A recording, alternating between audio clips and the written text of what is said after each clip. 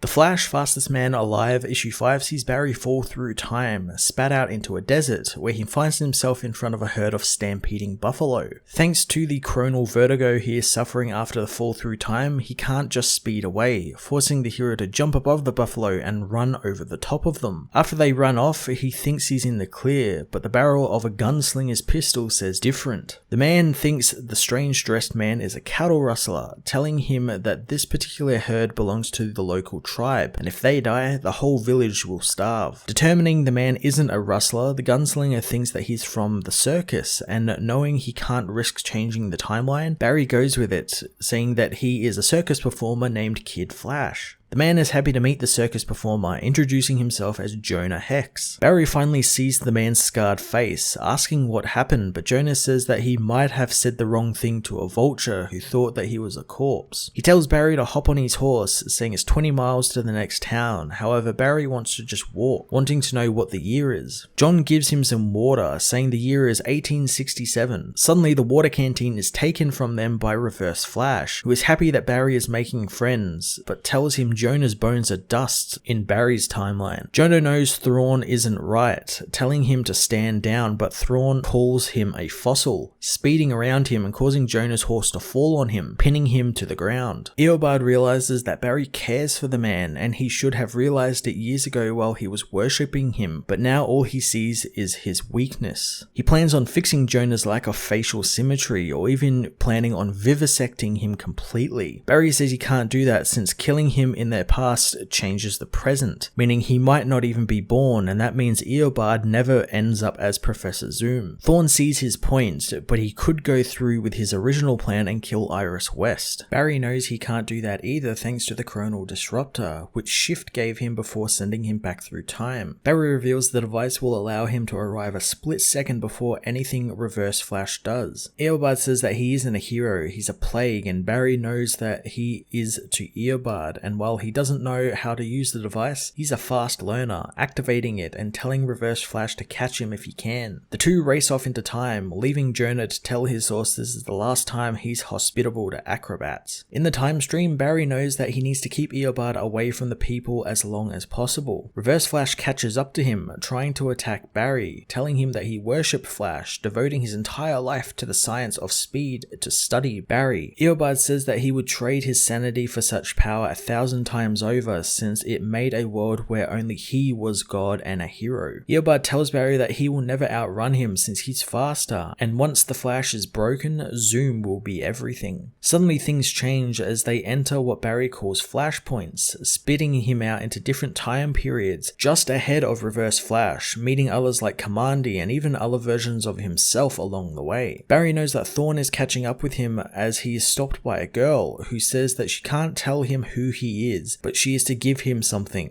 She gives him a Legion flight ring, saying Flash told her to do this and to give it to him. Taking the ring, Flash takes off, and the girl tells her grandfather good luck. Soon Reverse Flash catches up, demanding the hero hand over the device, slashing Barry and causing him to fall into the icy wastes. He says Barry will die buried in ice and the world will worship Zoom, and then he will visit Iris. Barry clicks the button on the disruptor, again sending them through time, drawn towards flashpoints, something Barry notes must be there to define history. Soon the device spits them out in present-day Central City, right in front of Iris. Eobard thinks that this is perfect, saying that he will take the device and kill Iris all in one sunny afternoon. Barry hits Thorne, saying that the villain talks too much before grabbing Iris, hoping she trusts the hero. Reverse Flash wants to thank Flash for giving him everything as Barry bluffs, saying that he's got a secret weapon in his travels. Reverse Flash knows he's talking about the flight ring, which he saw Barry get. Barry says the ring wasn't for him though, revealing he gave it to Iris. In the second Eobard is distracted by the flying Iris, Barry attacks, unleashing a torrent of punches until his fists are bloody. He stops himself, saying this is the age-old question. If you could stop Hitler, would he? Barry knows that if he were a different man, he would in an instant, but he's not that man, and that's where Zoom went all wrong. Iris, still hovering hovering in the air says the hero has some explaining to do, and Barry is happy to give her some, only once he figures out what to do with the villain. Iris thanks the hero for saving her, saying that she'd kiss him but she has a boyfriend. Barry acts surprised, saying whomever it is, he's a very lucky man. The Flash Fastest Man Alive issue 5 was a fantastic continuation and ending to the Reverse Flash story, and a really fun time traveling centric issue. It's been really fun following Barry on his first proper time traveling experience, as well as his first Reverse Flash encounter within this continuity. It's also great that we have